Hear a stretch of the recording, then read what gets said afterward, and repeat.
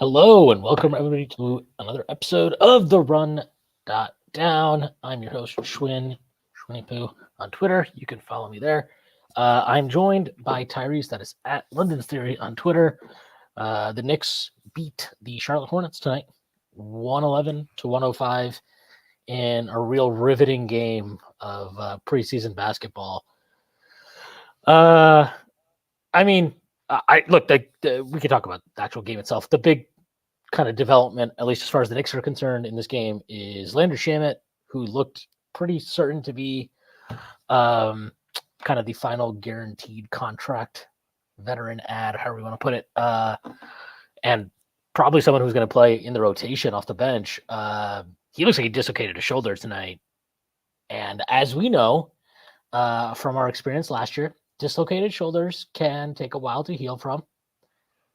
So this puts kind of his status with the team in jeopardy. Unfortunate. And also just like, I just want to be clear, like I have a lot of sympathy for him. I'm just only talking about this because obviously the Knicks have to finalize their roster going into the season. And if he's injured for an extended period of time, they just can't afford to guarantee his contract and wait. So I imagine this ends with him, unfortunately, getting waived, which is just like the reality of the salary cap and where the Knicks are positioned. And I think, I don't know for sure. Obviously, we're still have to hear, get confirmation and everything. But if he is out, I would imagine TJ Warren gets the final spot. But yeah, I don't know. Do you have any thoughts, Tyrese? Yeah, that is a strange way to lose your backup wing. It is definitely a weird way to do that, and we're going to talk about that. But before we do that, I have to mention this stream is brought to you by BetOnline. BetOnline is the world's most trusted betting platform and your number one source for everything football. BetOnline has every stat, every matchup, and even live odds and spreads to bet on during the games. Think you know your stuff? Get in on our $200,000 mega contest and pick 5 games against the spread every week for your chance at weekly prizes and a share of $200,000. When the game's over, head on over to our online casino and get in on a game of blackjack or poker or unwind with one of our over 150 slot games. Head to the website today to get in on the action. BetOnline, the game starts here. Sorry, go ahead, Darius. Suddenly, Dadiet became important. Just like that. We all planned. Yeah, that is because I don't know. I don't think TJ Warren's going to actually fucking play. There's no way that like TJ Warren, fresh out of warm-ups like 2 weeks ago, is going to start like getting rotation minutes for this team. So, is Dadiet important? Is Dadiet a rotation player? I will say this: I don't know about what Dadiet is ready to do or not do. I like some of the natural instincts he shows. I think he's definitely got an NBA physical tools. I like the way he plays off the ball offensively, and I actually defensively, even though he kind of doesn't know what he's doing, his effort is good, and he's just gigantic. So like he's ends up kind of being fine on defense. Actually, I thought he was. I think he's been pretty good. I was like really surprised with how good he was in summer league, to be honest, defensively, and I thought he played pretty well today defensively, even if there's some kind of rough spots and his mental understanding and execution isn't always there. That being said, I think TJ Warren, I know that he's a huge injury risk. He's better than Shamet. I just like him better than Shamet. I like him as a player better than Shamet. I think he can do more. He's bigger. I don't know. I really don't want to talk. I don't want to kind of dismiss Shamet, especially kind of. It really. It was the way it happened was so weird, and I've been genuinely kind of impressed with some of his defensive effort and stuff like that. But I think TJ Warren, if he's healthy, I'd rather have him. It's just the health is the biggest kind of concern with him, obviously. And to your point, if he gets hurt at that point, then okay, now Dadiet is really important. I wonder if there's some way for them to move Sims, and kind of just keep, so that would open up, I think, enough space for them to sign 2 guys to the minimum and then convert Hukporti. I don't know, but the math is always very difficult with this. But yeah, I don't know. TJ Warren, might have got a new lease on life in New York. And yeah, I mean, look, Dadiet played really well, but you're potentially asking a lot of him in a season where, you're, for all intents and purposes, looking to try and win a championship. Yeah. Like the ripple effects this could have on the roster is like really interesting because I think now backup wing becomes it was already a need, but now it becomes like an even more heightened need. And it's like you have Mitch there until January who won't play. And it's like, now do you feel like maybe you want to close in on deals that maybe you were kind of like, we can wait? How they construct the roster in the wake of whatever happens with Shamet. Hopefully, it's good news, but the way that his bone was popping, I don't think it's going to be good news. I mean, it looked. I immediately thought about Julius last year. That's exactly like the first thing I thought of was that. Yeah, It looked like it. The way like it was. If he's because it happened in preseason, there's definitely a chance that. I mean, not a chance. He would be back at some point this season, but I mean, he would not be back until like February, March, like something like that. Like I don't know, but it would be if it's the dislocation as we all suspect. Yeah, I mean that's very concerning, and this is kind of the stuff you have to navigate when you are as aggressive as the Knicks were this offseason in terms of adding talent and kind of upping your payroll. So we'll see what they do. I don't know. The Shamet thing, it's not, I mean, again, not to kind of shit on Shamet here, but it's not so much losing him that, like, it's not like, oh my God, how are we going to overcome Landry Shamet getting injured? It's that we're so tight up against the cap and your options already limited considering kind of like, the season's about to start. Who can you actually get to come in and take those minutes that you feel comfortable with? Like, I like TJ Warren. Again, I like TJ Warren a lot. I've always liked TJ Warren. I think he's like, he's like one of those players where I've always been like, man, it's so weird that he's never ended up on the Knicks. But I like his game. But like, I mean, can we depend on the guy to stay healthy for 20 games? Like, you know what I mean? Like, I just don't know how you can depend on that. And the thing is, like, he's not replacing your 10th guy, your 11th guy, your 12th guy. He's replacing, he'd be essentially stepping in to play in the rotation, like take a rotation spot. And that's why the injury risk is even more significant in that scenario. Like, honestly, do you want to spin the block on Marcus Morris again? That's more kind of the thing. It's like maybe Marcus Morris, you try to bring him back or something.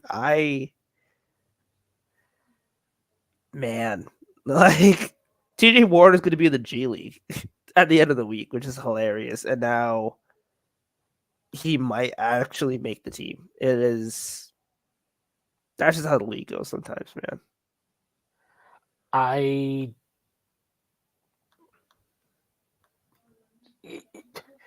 feel like the vibes are not good if you bring Marcus Morris back. Like, I can't imagine.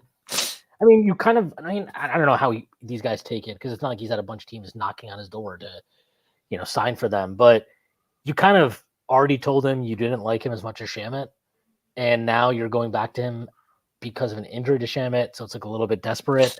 I don't know. I wonder about that. Also, like, the one thing I really liked about Shamet from what we saw of him is like he was just active. Like he's not old. Like he's like 27, 28. So he's still like a pretty normal level athlete. And he was competing defensively, getting around screens and stuff. Marcus Morris in 2024, like he was pretty bad defensively when we last had him in 2019. He can't move anymore. Like he cannot move. So I don't know. I would be very worried about kind of bringing him back. I don't know. I think you want somebody more athletic in that spot. Though I mean, depending on what Tibbs' rotation is, I God knows. I mean, if he's really going to do this fucking double big thing off the bench, then yeah, you definitely just need somebody who can get up. I definitely don't want Morris. because Morris at the 3 in 2024 might be the worst thing of all time. Oh, So let's not do that. But yeah, I don't know. This is just it sucks. It sucks for Shamet. Obviously, unfortunate for the Knicks too. But we'll see. All right. There are people talking about Lonnie Walker. Maybe, I don't know. Yeah. I wouldn't hate it. I mean, I think he's like probably comparable to Shamet, but he's kind of a space cadet on defense, and his offense is a lot. I mean, he's a pretty good shooter, I guess. So you'd have that, but I'm not sure. I don't know. Do you have any thoughts about Lonnie Walker? I kind of like him, but I just don't know if that's. I mean, I guess at this point you're not going to get some awesome ready-made, like slam dunk type signing. I mean, he's fine. But I'm just kind of like, if they got him, I wouldn't think, oh my god, it's Lonnie Walker. Like, it's all right, dude, it's Lonnie Walker. I doubt they actually go for him though. Honestly, they probably just end up playing Dadiet. Like, I think it'd be Dadiet or Warren, one of the two. I would sign. I think I don't know. I just can't think like. The tough thing is the projection you'd have to make is that Dadiet can play 10 to 15 minutes a night and not sink you, and like you're not basing that on anything. It's not like you have a sample size of him in the NBA. He's only just played his first game today as in the preseason because he was apparently hurt his finger or something for the last game. He looked good. He looked really good. We can talk about it, but like that's a lot. I mean, it's a big risk, obviously. And the other good thing you were kind of hoping to get out of Shaman is like, all right, well, we know OG's going to miss time at some point. You can juggle around your rotation and maybe up Shamet's minutes in those games where OG misses time and feel pretty confident that, you're not going to totally sink your lineups. I don't know if you have that confidence in Dadiet. I mean, I don't know. Maybe they do. If they do, that'd be pretty cool. They've done well playing young players before, but obviously the situation and kind of like where this team is now makes that a lot more risky of a proposition. So yeah, I don't know. That's it's definitely a significant thing. John Larry just posted this. Tom Thibodeau said Landry Shamet shoulder is being examined by Knicks medical staff. He's at a terrific camp. We'll see what medical staff members say. Thibodeau says. Don't think you need a medical staff to say that his bone was visible. So yeah, I'm not sure we need to wait for that. Yeah, that 15K, buddy. 15K. Yeah. Yeah. Yeah. If I had one, I would pour it out. That's nice. Yeah. It's Jover. Yeah, I just don't think he's gonna be here. Okay. Well, on a more positive note, Knicks got some pretty good performances here. From Precious Achua, 20 and 16. He played 35 minutes a night. Tibbs actually brought him back in to close the game at one point. I have no clue what was going on with that. My demon. Yeah. Tim cares about your over-unders, baby. I know, right? Pacome Dadiet made his debut. He had 16 points all in the first half. 5 rebounds, no assists. He did have a really nice pass to it's Hukporti under the rim. He got fouled on it and then bricked both his free throws. Ariel Hukporti, 8 points, 5 rebounds in 22 minutes. Just had a couple monster dunks too, which was really encouraging to see, given how limited athletically he looked in summer league, and since he's been playing in preseason, I mean, that's kind of the thing that's popped out to the most. He actually had a possession today where he got switched out onto Miles Bridges, and Bridges tried to take him off the bounce, and Hukporti basically walled him off to the baseline, and he had to swing it out to Salon, who made a bullshit 3, which was ridiculous because his shot is so ugly it should not count. But yeah, I mean, look, I genuinely if you ask me out of the rookies we have, which one do you feel like is the most likely to be able to play NBA minutes, NBA defense, all that type of stuff? Hukporti. Yeah, it's probably Hukporti. Like he's fucking gigantic. He's better than Sims right now, which is hilarious. Like Sims has been in the NBA for 4 years, has been a starter, has actually been like a rotation player, and Hukporti off of like a torn Achilles and a bullshit Vegas summer league just came in and has been better than him, which is a shame. I mean, the one thing I'll say, I'm not a Sims fan, but I just don't know like how am I supposed to evaluate this guy when you're like the entire time he's been playing in preseason this year, he's been playing on the floor with Precious. And I'm just like, I don't know who this helps. Like, I'm not sure who this is for. It's definitely not for me. It's definitely not for either Precious or Jericho Sims. It does not help any of the guards. It's just very bizarre. Yeah, but I mean, Sims, to his credit, I guess he was pretty active today on the offensive glass. This was probably his best performance so far in preseason, so I don't really want to like kill him for it. But yeah, I mean, those minutes are just not ever good. And then on top of that, it's like you play him in this lineup with horrible spacing, and it just I really don't know how I'm supposed to seriously evaluate anything about those minutes, other than the fact that I was like, wow, the Hornets suck. Like they can't even just fucking dump on this lineup. It might be a long season, buddy.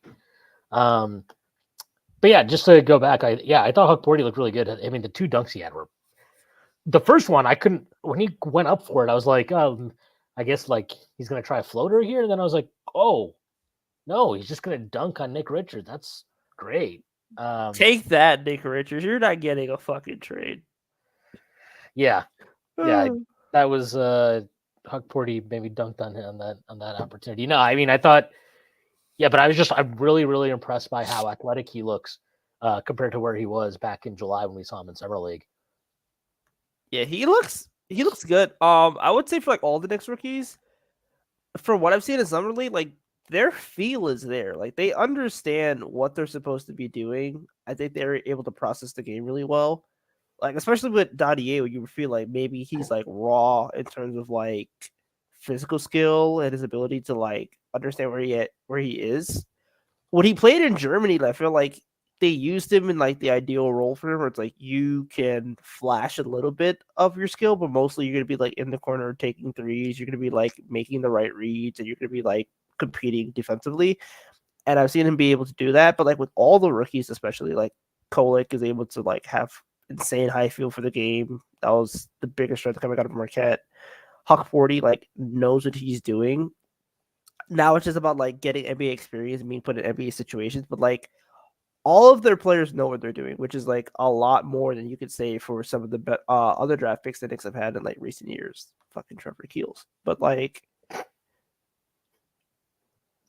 yeah, like I like how all the rookies have played so far in Summer League. Oh, Summer League preseason feels like Summer League. They're interchangeable. It's fine. Honestly, for me, this is all the same shit. Honestly, Summer League might be like more fun. Summer League is more fun. It's in Vegas, dude. Yeah, were you there? No, not this year. Not this year. Next year, maybe next year. But so I can watch our non-rookies play. We won't have any picks in the draft. But yeah, I like how they've been playing so far, which is good. This is from Retro. I trust Precious, Deuce, Payne is solid to great rotation players of the season. We just need 1 9th man out of Warren, Pacome, Kolek, Hukporti. I mean, it can't be Kolek, really, if you think about it, because Precious, Deuce, Kolek, like, can't do that. It has to be Warren or it has to be Pacome, because even Hukporti, I like him. I don't want to. I mean, was anybody like, man, I love this Hukporti Precious front court combination? I wasn't, but maybe I'm the real hoopers were like, yeah, this is how you out the mud hoops. This is the kind of hoops that your daddy enjoyed back in the day. Like anti ball don't stop hoops. This is Charles Oakley and Patrick Ewing battling in the paint kind of hoops. That's what you want. But yeah, like, so it can't be it has to be Warren or Pacome, or you have to, again, like identify somebody that's available. Jericho Sims. Yeah, and go with that. Like, because you need somebody with a little bit more size. You need somebody who can shoot at least. Stretch four pressures, baby. Let's go. Yeah, that's not too optimistic about that. But hey, he hit 2 out of 3 today, and those things have been looking kind of splashy. I'm not gonna lie. I One don't above the know. break, one from the corner. Like, hey, if it goes into like 32%, we're taking it. Yeah. Well, I have something to tell you. If it's going in at 32%, it's not just going to be you that's taking it. Every team we play will be very glad. Yeah, but when he goes 2 for 3, they're gonna understand. They're gonna feel that wrath. This is from James L. Edwards. Ariel Hukporti. I'm not going to read. It's a big video, but this is from Ariel Hukporti on his preseason so far. He said that he was coming off a meniscus injury at summer league. Feels more like himself now. I mean, he looks way more athletic. So that's. I mean, it's not. It's not surprising that he's saying that. Yeah. No. Precious.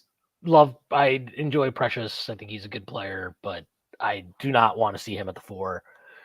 Unless Cat is the 5. That's the only scenario where I don't mind seeing Precious. I actually kind of want to see that. I would be interested in that. But yeah, I don't want to see that at the 4.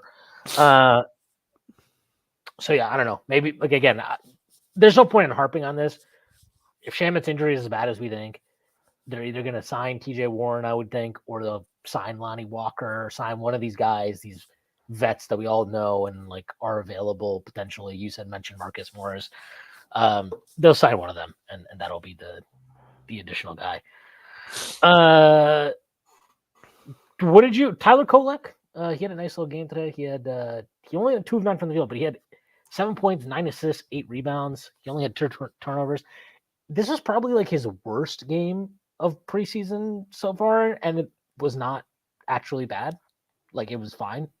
Yeah, like he shot like shit, but like his ability to feed bigs, especially on the roll, his ability to like, he just gets the ball where it needs to be. And I don't think the Knicks have had a passer like that in forever. They haven't. But They really haven't. I can't think of the last passer where it's like, oh, this guy can like legitimately like manipulate defenses with passing. Like Jalen Brunson can pass the ball, but he doesn't pass the ball in a way where it's like, oh, I'm going to pass this guy open or whatever. Like, well, the lobby through the Kolek, that lobby through to Precious in the 4th quarter was insane. Yeah, like, again, I can't think of the last time the Knicks have had a passer like that. I feel like in general the Knicks have just like really gotten better in terms of like getting guys who can pass the ball. Like between Payne, Kolek, I think Cat's a better passer than a lot of the bigs we've had in the past. I just feel like the guys can like pass, and especially with Kolek, it's just like it pops.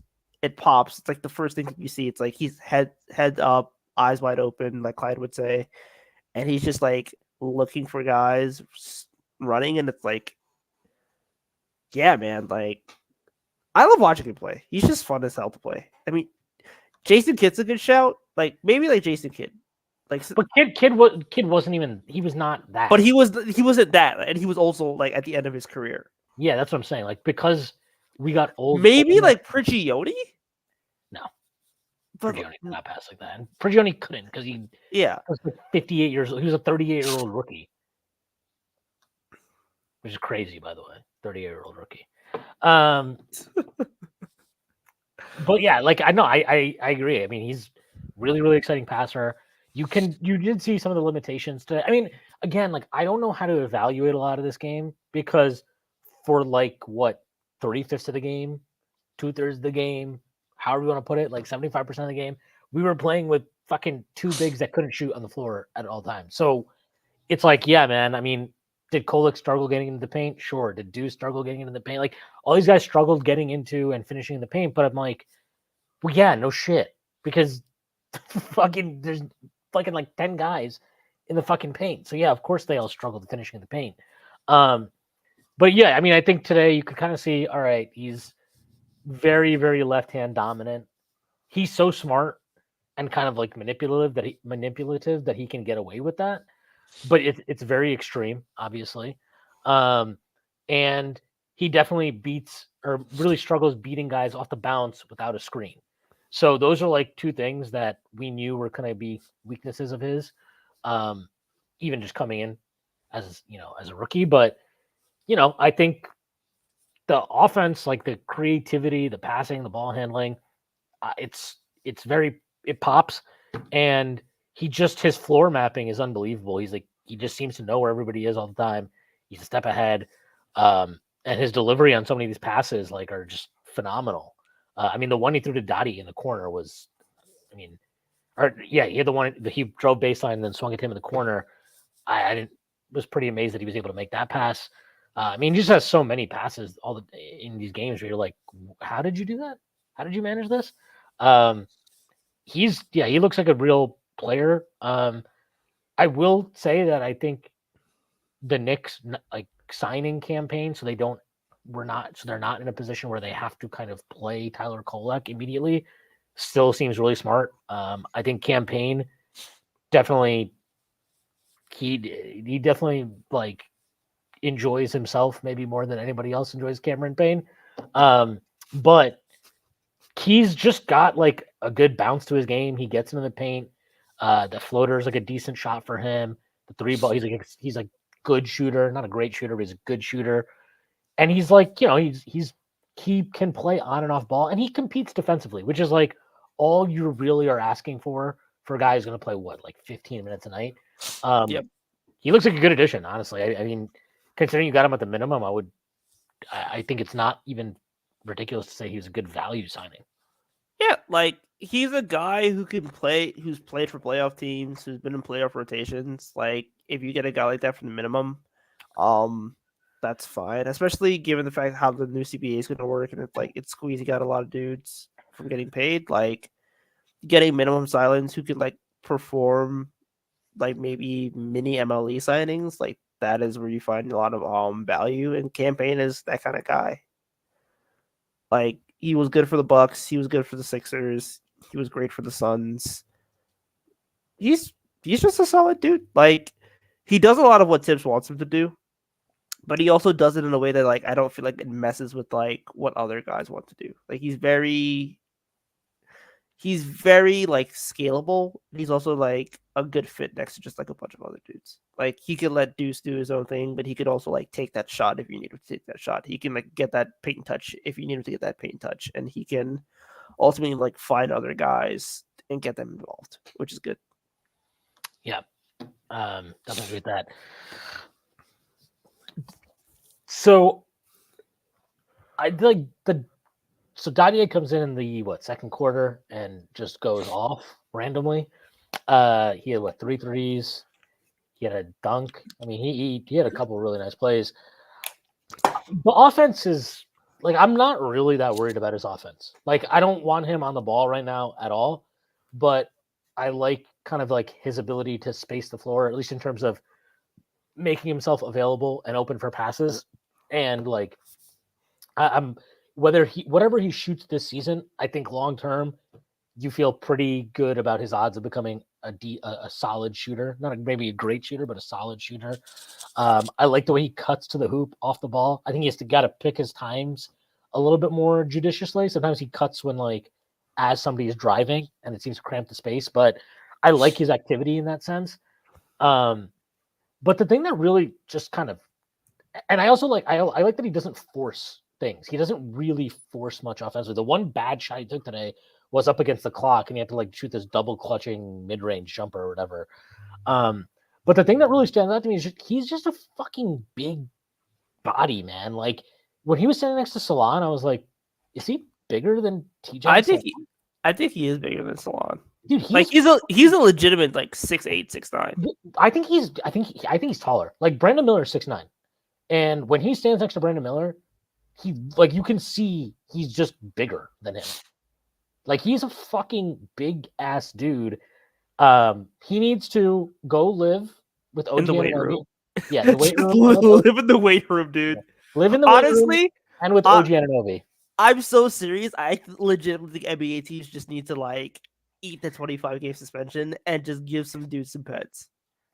Like, I said that shit with Chet Holmgren. I'm like, dude, Chet Holmgren broke his fucking foot. Just give him some anabolic. Give him some anabolic. Ugh, I can't even say the fucking word. Anabolics, and just get him to like 235. I need to become Dadiet at like 225. I mean, I don't know what is he. I think he weighed. I think they said he was like 205 or 210 or something. Not When he, rookie numbers. Pump those up. well, no, but I'm saying like you just look at him though, and I'm like, I don't know what the hell this guy weighs, but he's fucking huge, man. Like I'm telling you, like he was one play where he kind of like got lost on defense, but he was still kind of like hustling to keep up with Brandon Miller, and he's just in the play because he's so big. Yeah, and he bothers it. You can like see that he was bothering the shot. Miller actually missed it. And I'm just like, and if you remember going back to Summer League, he defended Brandon Miller there, and I thought he did a pretty good job there too. He's got to like get more disciplined and kind of learn how to use his body in terms of being physical, to kind of move guys and all that kind of stuff. But I'm like pretty fucking intrigued by his defensive potential, maybe more than anything. Like, because the way it was described to me, or the way kind of like he was described as a prospect coming in, was like, this guy is like hopeless defensively right now. And I'm like, I remember watching him in Summer League. I'm like, I mean, I was like, not really a great rebounder, but I also don't ever notice like a bunch of times where his man is busting us for an offensive rebound or something. And then the defense, I'm like, he's like trying, and yeah, he doesn't know what he's doing all the time, but he's actually trying, and he's fucking huge. So he's just like you said, he's just like in the play, even though he really shouldn't be. This is kind of why, like, you know, you're intrigued by the possibility of him playing this year, but at the same time, like, he is not ready for like serious basketball minutes as a rookie, which is fine. They definitely didn't draft him to like play this season. But I'm just every time I see him though, I'm always kind of drawn to just like, holy shit, this guy is like way bigger than I thought he was going to be initially. Yeah, like if you were looking for backup wing bets in that draft, he was probably one of the better options, I would say. Just because like he already played that role in Germany. And again, like his feel for the game is there, his ability to like process is there. It's just he's sometimes just too big for his own good. Where it's like he doesn't know what he's doing with all of his height yet, and like all of his wingspan and shit. And it's like you give him like a year or 2 years to like learn what the hell being 6'9", 220 is, he'd be like really good. So I mean, I can understand why like it might not be optimal, but I would just give him the minutes.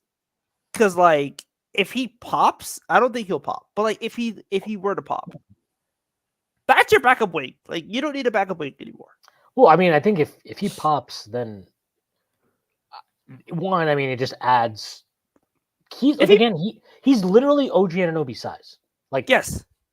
So if he is good, then you have like an incredible kind of potential weapon, and a guy that just can add a lot of flexibility to your lineups. Is he ready for that now? I don't know. Again, but to your point, like, what if he is? Like, what if he's like, what if by like midway through the season he's like fine? Then yeah, I mean, I don't know. Like it's hard to. I don't look. There's no way they're just going to be like, well, fuck it. Like we're just gonna Dadier is the guy now, and that's it. Like they're going to sign somebody, whether it be TJ. Look again, we don't need to go through the names. Now, can he play well enough to force his way into the rotation? Maybe. I mean, we know Quickly did that his rookie season. Obviously, the team's kind of like where we were then as a team versus now is incredibly different. But you know, I kind of have. I don't really know if Tibbs is. I don't think he's like unfair to young players. I just think he needs to like know what you can. Like, can you do a thing? Can you do? Are you like a good shooter? What are you good at? And once I know you're good at something, then I can figure out whether I want to play you or not. And if I do, also be confident. Yeah. Like yeah, shoot. you need to be confident. And I think with Dadiet, it's like he's confident. I've never doubted like Dadiet's confidence. I've never doubted like, oh, he doesn't like he wants to shoot. Like he wants to do all the things. I think sometimes he gets caught up in making the right play too much. And I think that's probably like a bit of Germany that he needs to get beat out of him. I need you to be the definition of American exceptionalism. We eat McDonald's over here, buddy. But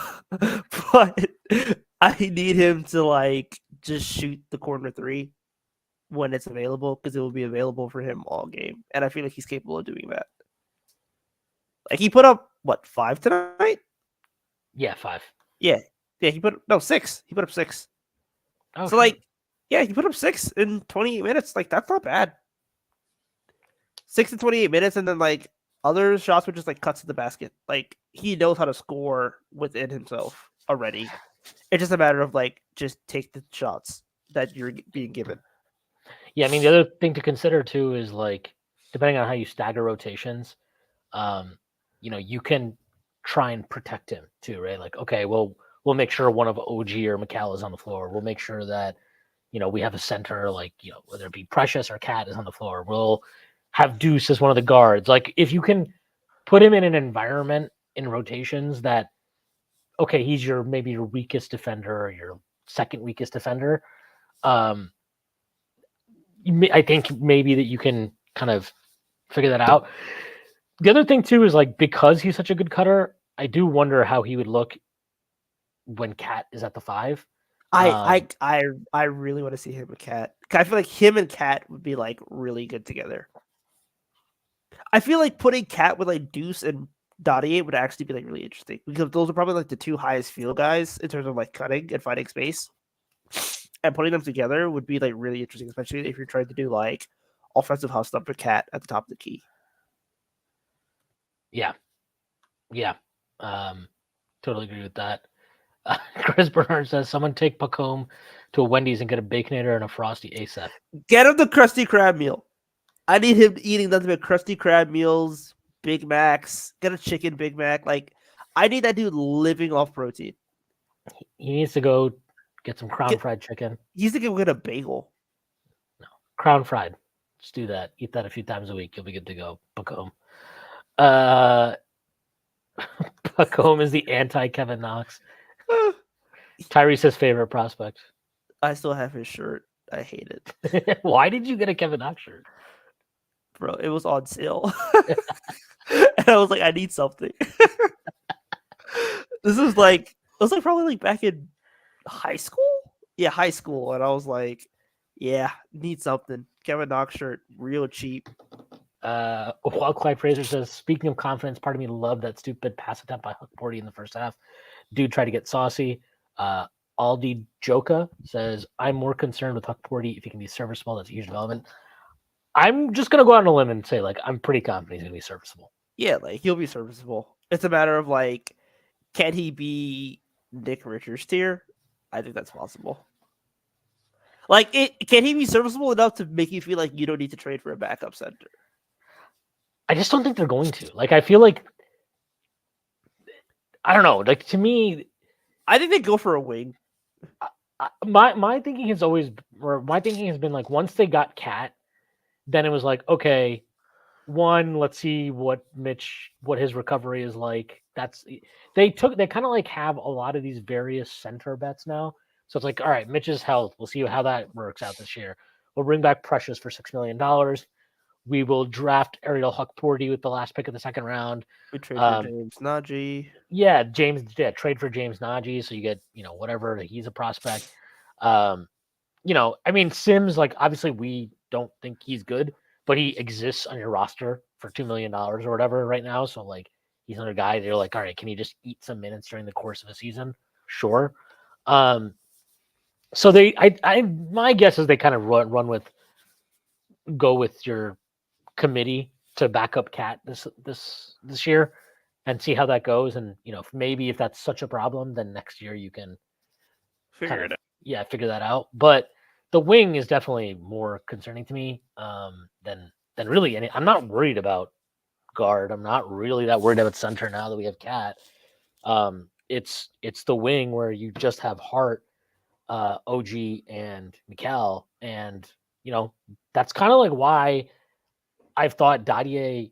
Yes, he will spend. I think will spend most of the season in Westchester, but even before Shamet got hurt, I figured at some point like Dadiet is going to get some minutes because again, OG will miss time, etc.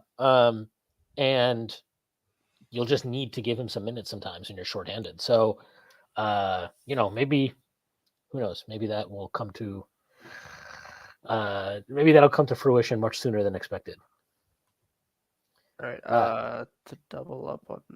Okay. Mitch is getting traded. I'll just like Mitch is getting traded. It's not a matter of if, it's a matter of when, and he's probably getting traded before the deadline. I feel very confident that Mitch is getting traded before the deadline. I just don't know what you're going to get for him. That's really I don't doubt that they want to trade him or that they even should trade him or whatever. I just don't know. Like, he's not going to play until January. We know what Mitch looks like when he has not played basketball and is returning. What are you going to get for him? Like, are you going to get something good? I don't know. I don't think so. So does it even make sense to trade him at that point? Or does it make sense to wait for next summer? Like, give him the entire season, see what he looks like in the playoffs, and he can play. If he plays well, he'll have upped his value again. I don't know. That's what I think. But if you were, again, it's pretty obvious to me they don't view him as a core piece long term at this point. So if they did move him at the deadline or before then, I wouldn't exactly shock me. I mean, I think you're probably closer to right than I am in terms of what will happen with him. I just want it's just so weird to me because we know they're especially with how asset strapped we are now, that they need to kind of maximize what they have. I don't know what you're getting from Mitch that you could even call it we maximize that asset. Like, what wing are you getting from Mitch? I don't know. When we end up with Jalen Smith and a second round pick, you can come back to this and clip it. Jalen Smith, the Chicago Bulls. Yeah, that would be disgusting, and that's the agenda. That's horrible. The agenda. It's a terrible agenda. This is the grossest agenda. This guy lost minutes to Isaiah Jackson last year. Isaac Okoro, baby. Oh God. Because apparently he's better than OG for his price point. That's what has been the Cav. That's been the Cav rhetoric. So, Retro says the versatility you have with going big, Cat Mitch for certain matchups is too intriguing to trade him for nothing of value. That's pretty much where I'm at. Also, he's if you have Mitch, OG, Precious, you have three guys who are historically have done fared well against Joel Embiid. That obviously matters in the conference you're in. So yeah, I get it. I mean, Aldi Joka asks Schwinn, can we get Schwinn, all caps? Can we get your thoughts on Trey Murphy? New Orleans has resisted extending because they are not good enough to tip into the tax, and they need a center, and they have Herb.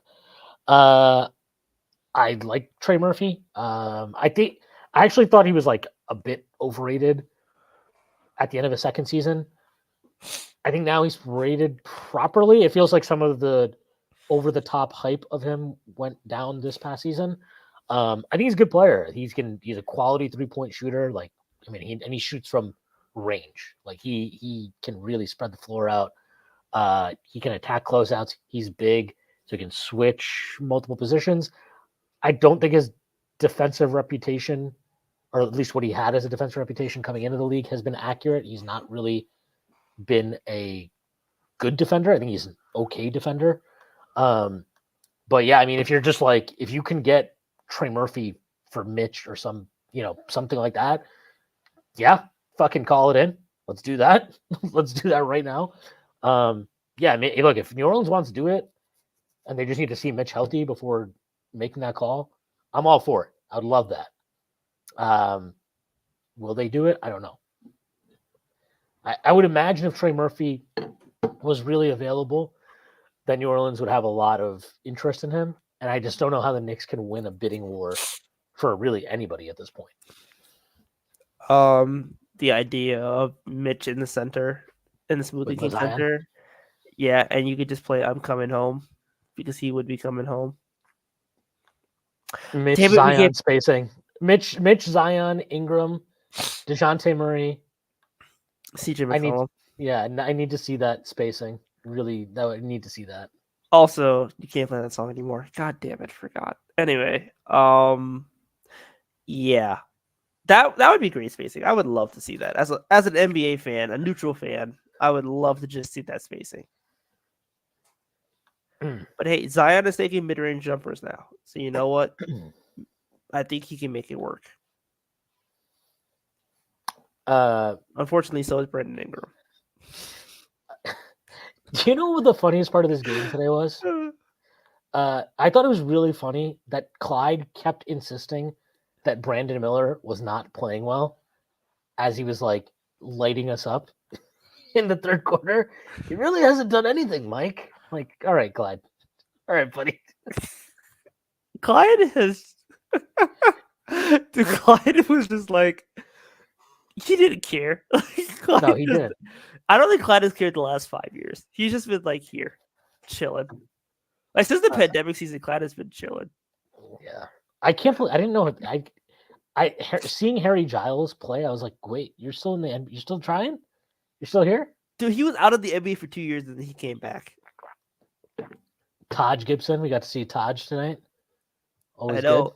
good. Dude, Mike Free was hilarious. He's like, Taj Gibson, 39 years old. It's like, damn, bro. Yeah, it was. They were both very. They did not care. I think they were happy. I think they were happy to see each other more than anything. Probably. Did you? What? I mean, I don't want to do too much about the Hornets. We could probably wrap up pretty soon here because other than the Shamet thing, I just don't really know what else to make of this game. But what did you think of Tijon Slan? Like I've watched him a few times now. We've obviously played them twice. Did we played them in summer league too? So we saw him then. Like I feel like he has shot the ball okay actually each time against us, but I do not. I don't. I think he's really far off. I'll just put it that way. I think Dadiet is better than Saloon today. I thought so too. Like, I think with Saloon, it's like the upside is there, but I'm also like, he's okay. I want to say this in a way that I can like convey my thoughts properly. He's bad. Like he's just bad, and it's like he's getting a couple threes to go in, but like otherwise he does not do anything that impacts winning at a high level.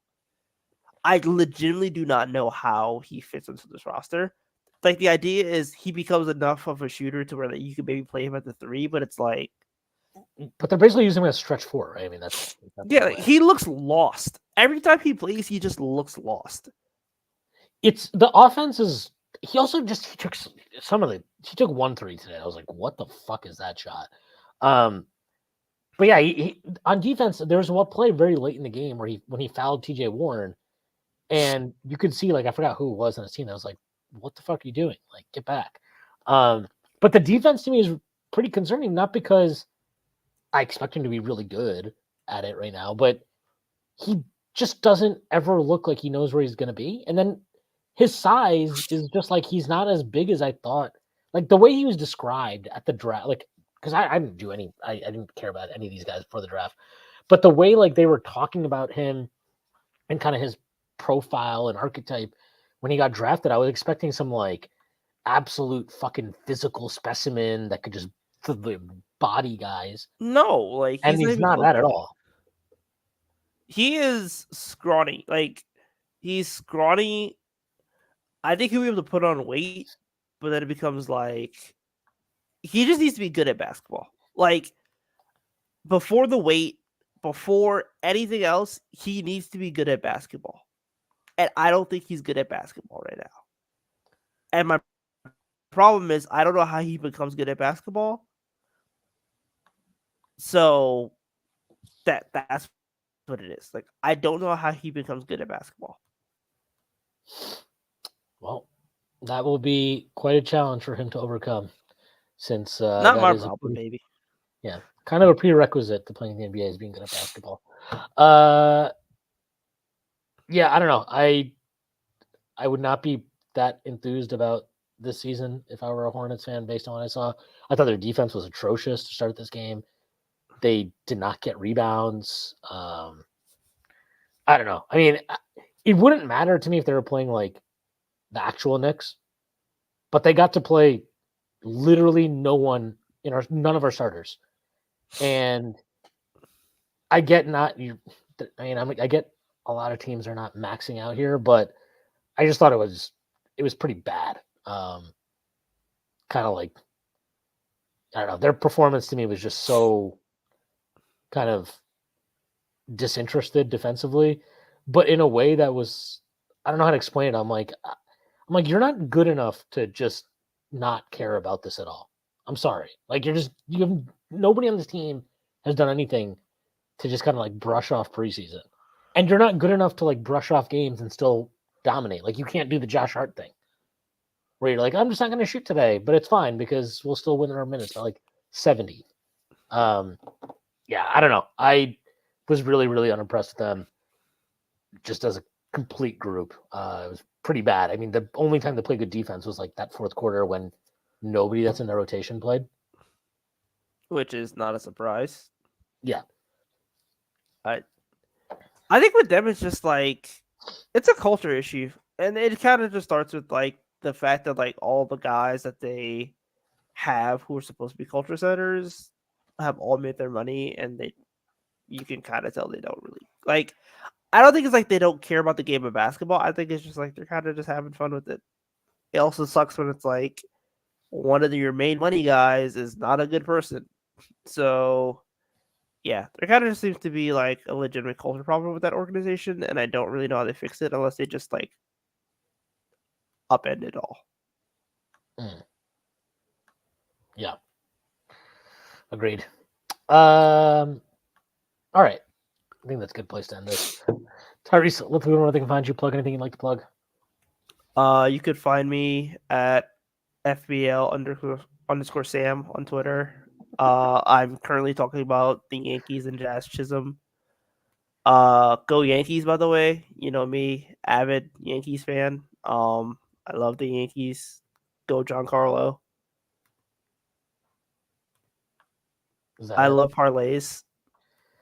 Okay. All right. We're good. I and have nothing. Yeah. Sam loves teaching. I have nothing to plug. So I'll just plug all the work at Strickland. Check it out. There's a lot of good stuff that's going on. Yeah. All right. Thank you to everybody that joined us today for the post game. Obviously, we'll be doing these for all the games for the rest of the season. So check that out. Aside from that, I got nothing. So thank you to our sponsor, Bet Online. And I'll see everybody. I won't be here Friday. Somebody will be here Friday. It will not be me, though.